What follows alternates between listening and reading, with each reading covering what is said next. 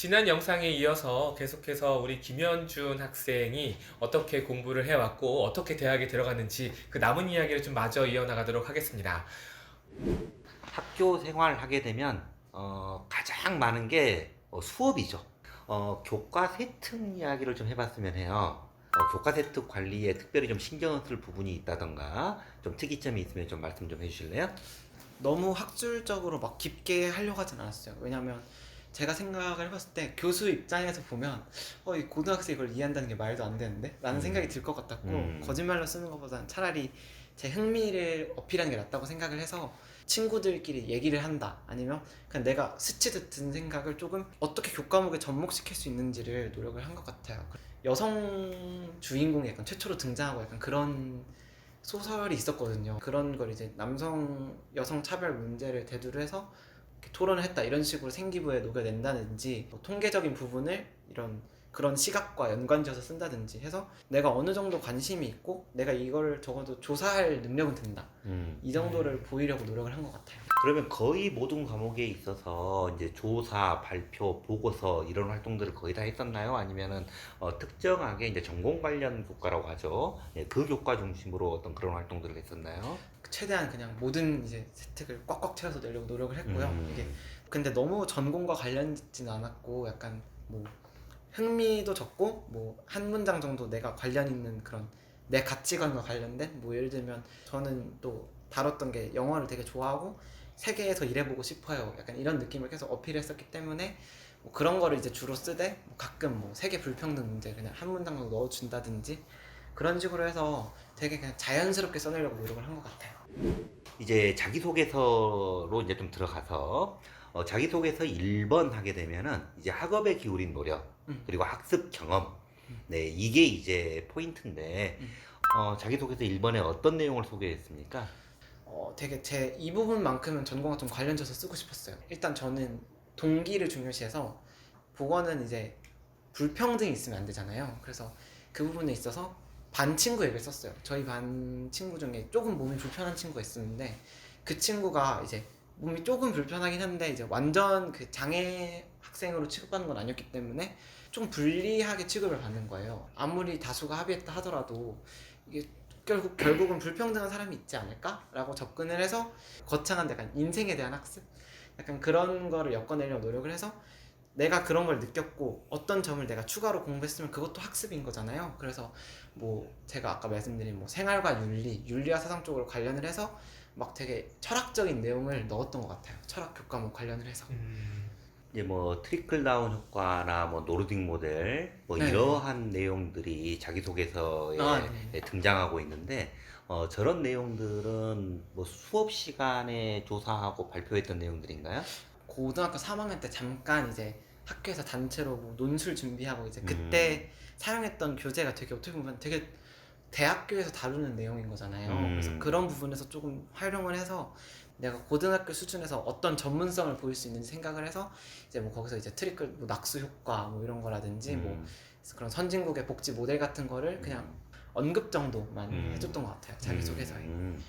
자기소개서 2번은 내 가장 의미 있었던 교내 활동 네. 네, 세 가지였죠. 저는 세 가지를 썼던 것 같아요. 뭐 기억나는 항목은 어떤 게 있습니까? 그 선도부 활동이 제일 기억에 남아가지고 음, 되게 성실한 학생 이미지를 그 선도부 학생 통해서 표현을 하려는 것 같아요. 음, 저희 학교가 경기도에서 이제 9시 등교긴 했는데 이제 8시 등교를 좀 강조를 하셨거든요, 학교에서. 근데 선도부는 8시 등교하는 학생들을 관리해야 되다 보니까 막 7시 반 이렇게 불렀는데 그런 걸 하면서 내가 책임감이란 걸 느낄 수 있었고 음, 앞으로 있어서 되게 바른 생활 자세를 가진 데 도움이 음. 됐다라고. 그런 생각들은 누가 팁을 준 거예요? 아니면 혼자 생각을 한 거예요? 교수님의 입장에서 생각을 해봤는데 음, 얘가 뭐 얼마나 하겠어 이 생각이 드는 음, 거예요. 그래서 차라리 학생다운 걸 보여주려 노력했던 것 같아요. 음, 이게 공부에 있어서 도움이 된 활동을 적으라는 게 아니라 나한테 의미가 있었던 걸 적으라는 거잖아요. 그래서 선도부 활동을 적었고 그래도 이제 전공 쪽으로 살려야 되니까 이제 그 사회적 기업 동아리에서 활동했던 제가 이제 공부를 해서 수업했던 내용을 적었는데 사실 그런 건 그냥 학과 관심에 대해서 이렇게 되게 미약하게 다뤘지 막 그 부분에 대해서 막 엄청 심화적으로 다루고 그러진 않았어요. 이제 3번 같은 경우는 이제 인성을 묻는 질문이죠. 네, 우리 학생은 어떤 소재로 3번의 에피소드를 소개했나요?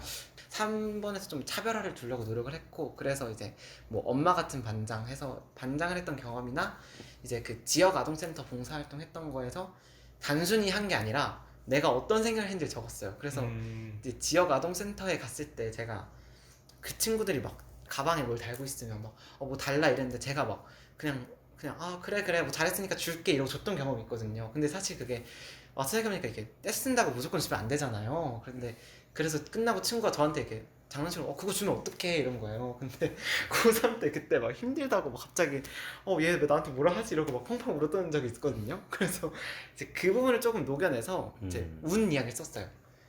인성적으로 무조건 다 오냐오냐 해주는 게 답은 아니구나. 그래서 그 부분을 조금 녹여냈던 것 같아요. 그래서 조금 이 부분에서도 아실 수 있겠지만 약간 따뜻함을 좀 어필하려고 노력했던 것 같아요. 두 개의 에피소드를 가지고 네. 학교에서나 학교 밖에서나 평상시와 다름없는 나의 진실성을 보여줬던 게 어떻게 보면은 포인트였겠네요.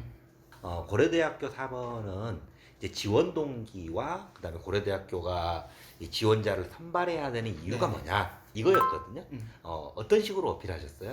제가 가장 중요시 건 자기 어필이었어요. 내가 어떤 부분에서 차별화가 되는지. 근데 너무 나대지 말자. 왜냐면 교수님 올 때 그럼 여길 왜 왔어? 약간 이렇게 생각할 것 같아서 지원 동기를 첫 번째로 제 성격을 들었어요. 이제 저는 어떻게 보면 되게 운이 좋게 태어나서 그냥 되게 평탄하게 살아왔고, 근데 보다 보면 이건 되게 불공평한 거니까, 그리고 그게 결국에 대학교에서도 그리고 점점 이게 격차가 벌어지니까 이건 옳지 못하다는 생각을 해서 그런 부분에서 이제 그 지원 동기를 녹여냈고요. 그리고 이제 그 부분에 대해서 학과에 대한 관심을 드러내려고 노력을 했어요. 학과를 들어가 보면 교수님이 전공을 하신 영역이 있어요. 그 부분에 관련된 책을 읽어서 그 학과의 연관성을 녹여내는 거, 그리고 그 연관성을 내 성격, 내 가치관과 녹여내는 게 중요하다고 생각을 해서 이제 전공하신 유명한 교수님이 계셔서 그 교수님 도서로 이제 녹여냈고요. 거기서 나아가서 이제 내가 어떤 사람이 될 건지 여기 전공을 해서, 그리고 내가 교과목 뭐 배우면서 어떤 사람이 될 거다라고 추가적으로 강조를 했고, 대학교에 와서 나 공부가 아니라 활동을 해야 되잖아요. 그래서 뭐 저는 이제 봉사활동을 꾸준히 하겠다. 물론 결과적으로 안 하고 있지만 이 글을 보는 사람이 누구니까, 또는 어떤 전공이고 어떤 공부를 했던 사람이기 때문에 나는 여기서 이런 부분들을 좀 더 어필하면 좋겠다, 뭐 이런 것들을 굉장히 전략적으로 움직였다라는 느낌이 들어요. 입시 컨설턴트들이 이렇게 학생들에게 조언을 해줄 법한 그런 어떤 주요한 꼭지들도 이 하신 말씀 중에 좀 녹아 있는데, 그런 것들이 그냥 고민을 하다 보니까 자연스럽게 떠오른 생각인지, 외부에서 어떤 그 입시와 관련된 어떤 자소서 작성과 관련된 이런 글들에 대해서 좀 도움을 받은 것들이 있는지, 뭐 본인은 어떤 케이스입니까? 사교육은 거의 받지 않았기 때문에 입시 쪽에서 되게 그냥 혼자 찾아보고 자기소개서 같은 건 학교 선생님께 되게 노력을 했어요. 가서 읽혀드리려고. 그래서 심한 건 진짜 막 한 선생님한테 20번 읽어달라고 한 경우도 있고, 그리고 좀 제가 어떤 교수님한테 읽힐지 모르는 거니까 조금 누가 봐도 합리적인 자소서가 되려고 노력을 했던 것 같고요. 어떻게 해야 사람에게 잘 보이는지를 좀 잘 생각한 것 같아요. 교수님들도 결국 다 사람이니까 어떻게 해야 내가 전략적으로 효율적으로 움직여서 어필할 수 있을까를 중요시한 것 같아요. 좀 약간 정리를 해보자면, 그런 어떤 자신이 가지고 있던 생각들을 표현함에 있어서 말을 하고 있는 내가 중심이 되는 게 아니라 누가 보거나 들을 것인지를 좀 더 생각을 해보고, 그 관점에서 바꿔 이야기하면은 문제를 풀 때 출제자의 의도가 무엇인지를 좀 더 고민한 흔적들이 좀 있는 것 같아요. 그래서 내가 같은 말을 하더라도 이 표현 방식을 조금 바꾼다거나, 혹은 이런저런 내용들을 좀 더 추가를 한다거나, 이런 어떤 전략들이 합격하신데 굉장히 주요했다라는 걸 입시를 잘 모르는 사람이 들어도 좀 알 수 있는 내용이었지 않나 생각이 들어요. 입시 전문가의 입장에서 좀 어떻습니까? 학생부 종합전형에서 이제 중요하게 평가하는 게 이제 진로 성숙도거든요.